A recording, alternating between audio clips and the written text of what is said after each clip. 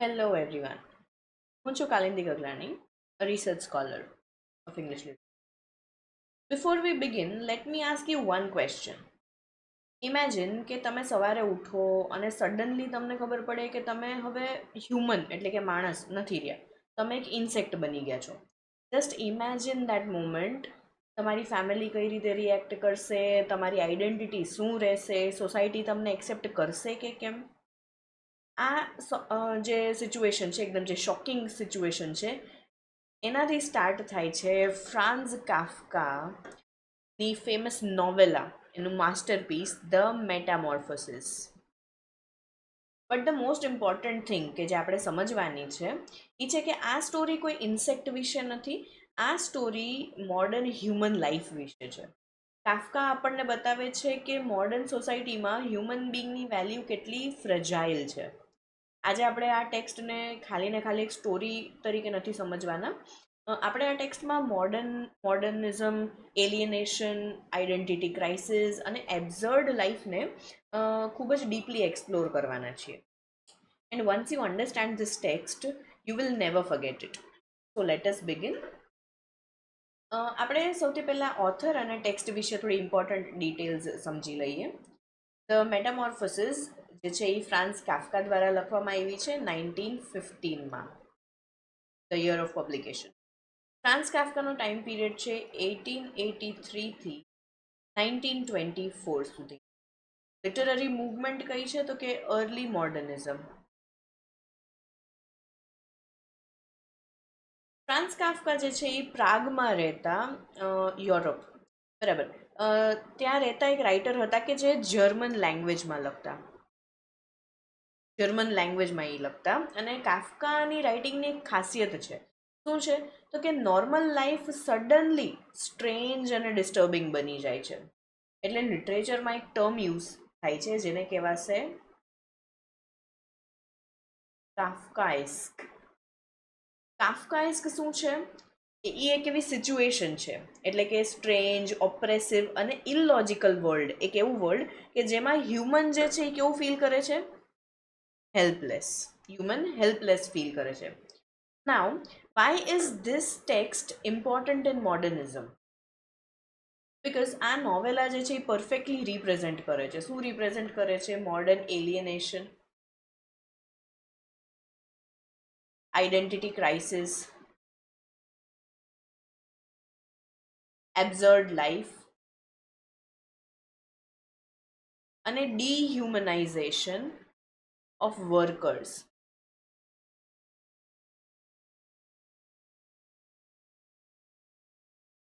So remember this કે the metamorphosis is one of the most powerful representations of the modern human condition. હવે આપણે આગળ વધીએ કે જેમાં આપણે જોશું કે આ આખી સ્ટોરીને આપણે એક સિમ્પલ રીતે સમજીએ કે ગ્રેગર સામસા નામનો એક ટ્રાવેલિંગ સેલ્સમેન છે કે જે સવારે ઉઠીને જોવે છે કે સડનલી એક જાયન્ટ ઇન્સેક્ટ બની જાય છે, બરાબર. બટ રિમેમ્બર, આની પહેલાં પણ આપણે વાત થઈ કે સ્ટોરી છે ઇન્સેક્ટ વિશે નથી. સ્ટોરી શેના વિશે છે? મોડર્ન હ્યુમન લાઈફ વિશે છે.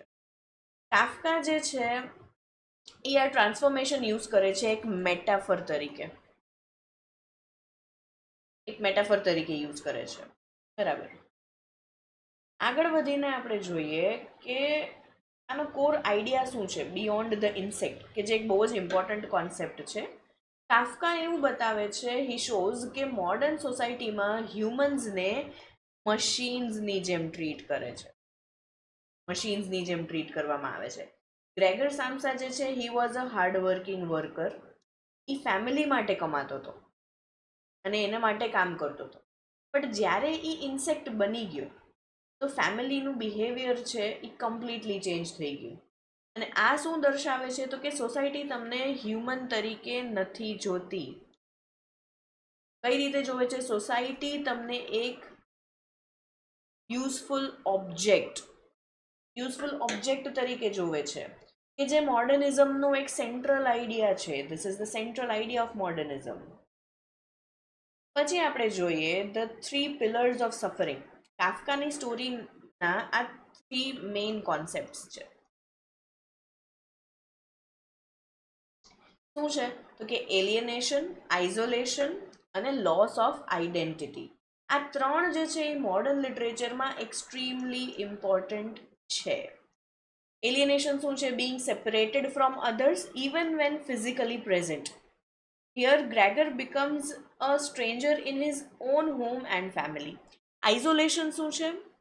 તો એ કમ્પ્લીટલી ફિઝિકલી અને ઇમોશનલી સેપરેટ થઈ જાઓ ફ્રોમ ધ સોસાયટી.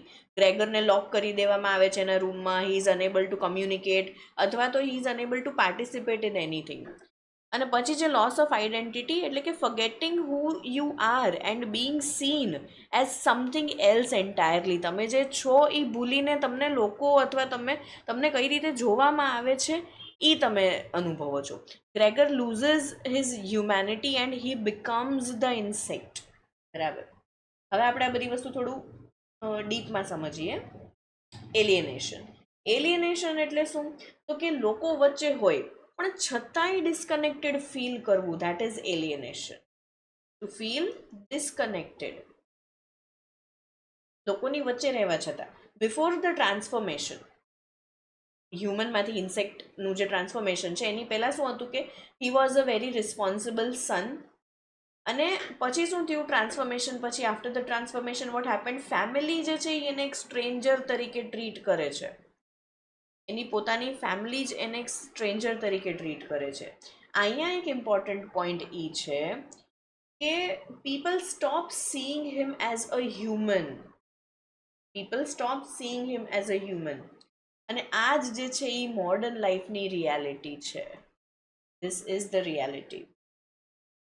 પછી આપણે જોઈએ આઇસોલેશન, ધ લોકડ ડોર, જેને સિમ્બલાઇઝ કરે છે. આઇસોલેશન એટલે શું? કમ્પ્લીટ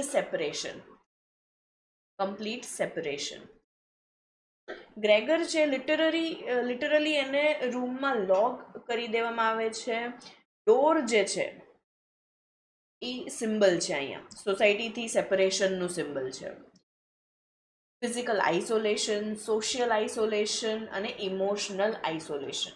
આ ત્રણ રીતે આઇસોલેશન અનુભવે છે ગ્રેગર સેમ્સા, કે જે મોડર્ન હ્યુમન ટ્રેજેડી છે. આ શું છે?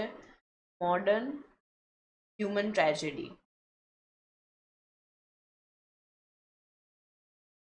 પછી આપણે જોઈએ loss of identity.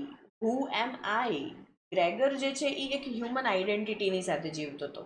But after the transformation એ હ્યુમન આઈડેન્ટિટી સાથે જીવતો હતો before his transformation. After his transformation શું થાય છે? એને ઇન્સેક્ટ તરીકે ટ્રીટ કરવામાં આવે છે. તો ગ્રેજ્યુઅલી ગ્રેગર સેમ્સા જે છે એ પોતાની હ્યુમન આઈડેન્ટિટી પણ લૂઝ કરી દે છે. And that is the modern identity crisis. હવે આપણે સિમ્બોલિઝમ જોઈએ આ વર્કમાં, ધ હિડન મીનિંગ્સ. કાફકા છે એ સિમ્બોલિઝમ યુઝ કરે છે ડીપર મીનિંગ બતાવવા માટે. ઇમ્પોર્ટન્ટ સિમ્બલ્સ કયા કયા છે? તો સૌથી પહેલું છે ધ ઇન્સેક્ટ, કે જે મોડર્ન વર્કરની કન્ડિશન બતાવે છે. પછી છે ધ લોકડ ડોર, કે જે સોસાયટીથી સેપરેશનને સિમ્બલાઇઝ કરે છે. પછી છે ધ એપલ, જે વાયલન્સ અને રિજેક્શન બતાવે છે. અને પછી આવે છે the furniture removal, identity erase થઈ રહી છે. ફેમિલી શું કરે છે? ગ્રેગર સેમ્સાની ફેમિલી રિમૂવ કરે છે બધી વસ્તુ કે જે એનાથી બિલોંગ કરે છે એની છે. અને this symbolises the erasing of his human memories and identity completely, making him a fully insect. Apple છે એ શું કરે છે? આપણને શું બતાવે છે કે it is thrown by Gregor's father. Apple જે છે એને ખાવા માટે એની પાસે મૂકતા નથી, એને દેતા નથી હાથમાં, એની પાસે ફેંકે છે. It pierces his body and causes lasting pain. એના જ ખુદના ફાધરે આ વસ્તુ કરી એની સાથે, which symbolises violence, rejection by family and how loved ones can become enemies. Locked door છે એ શું દર્શાવે છે? It represents complete separation from the society અને એક બ્રેકડાઉન પણ બતાવે છે, ધ બ્રેકડાઉન ઓફ કમ્યુનિકેશન. તમે એક દરવાજાની અંદર ને અંદર રહ્યો છો બંધ થઈને, તો તમે કમ્યુનિકેટ પણ કોની સાથે કેટલું કરશો? Once the door closes, Gregor is no longer the part of the human world. અને ઇન્સેક્ટ બોડી શું સિમ્બલાઇઝ કરે છે? કે કઈ રીતે મોડર્ન સોસાયટી છે એ હ્યુમન્સને ઓછા કરી નાખે છે, ઓછા પણ ફીલ કરાવે છે કે એ યુઝલેસ છે. ઇનસિગ્નિફિકન્ટ ક્રીચર છે. ઇનસિગ્નિફિકન્ટ એટલે એનું કોઈ મહત્વ નથી. વર્કર્સ જે છે they become like machines or vermin stripped of dignity and purpose. બરાબર. હવે આપણે મેજર થીમ્સ જોઈએ કે જે આ વર્કમાં એક્સપ્લોર થાય છે. ઇમ્પોર્ટન્ટ થીમ્સ છે એ કઈ કઈ છે? Absurdity of life. Life totally illogical છે. ટ્રાન્સફોર્મેશન જે થાય છે it happens randomly with no explanation or logic. Illogical. બરાબર. પછી ફેમિલી રિસ્પોન્સિબિલિટી, કે લવ ઓફન કેવું હોય છે? કન્ડિશનલ.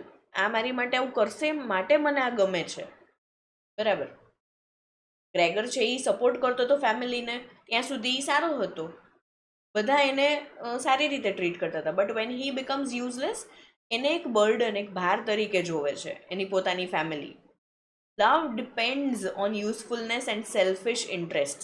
આ નોવેલા પ્રમાણે. બરાબર. પછીની થીમ છે વર્ક પ્રેશર. વર્ક આઈડેન્ટિટી જે છે એ ડોમિનેટ કરે છે. Gregor Samsa was stressed by his job, he feared his boss. Even as an insect એનો પહેલો વિચાર એ જ હતો કે અગર હું લેટ પહોંચીશ તો, which shows how work consumes the identity. બરાબર. અને પછી આવે છે કમ્યુનિકેશન ફેલિયર. કમ્યુનિકેશન ફેલિયર શું બતાવે છે? કે મોડર્ન લાઈફમાં અન્ડરસ્ટેન્ડિંગ બ્રેક થઈ જાય છે, તૂટી જાય છે, તૂટી ગઈ છે. Gregor tries to speak but no one understands. એ બોલવા માંગે છે પણ એના જે ઇન્સેક્ટ સાઉન્ડ્સ છે એ કોઈ નથી સમજી શકતું. Which represents the complete breakdown of human connection and understanding. બરાબર. હવે આપણે આ ટેક્સ્ટને થોડું એક ડીપર લેવલ ઉપર સમજીએ.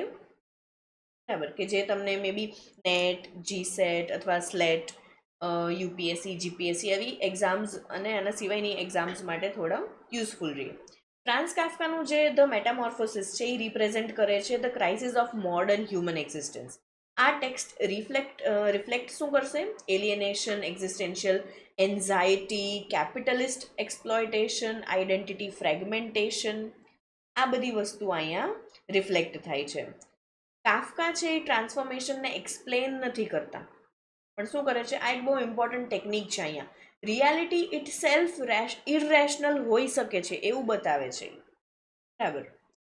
પછી આમાં આપણે એક માર્ક્સિસ્ટ ઇન્ટરપ્રિટેશન જોઈએ તો કે ગ્રેગર છે એ એક મોડર્ન વર્કર છે. કેપિટલિસ્ટ સિસ્ટમમાં વર્કરની વેલ્યુ જે છે એ પ્રોડક્ટિવિટીથી મેજર થાય છે.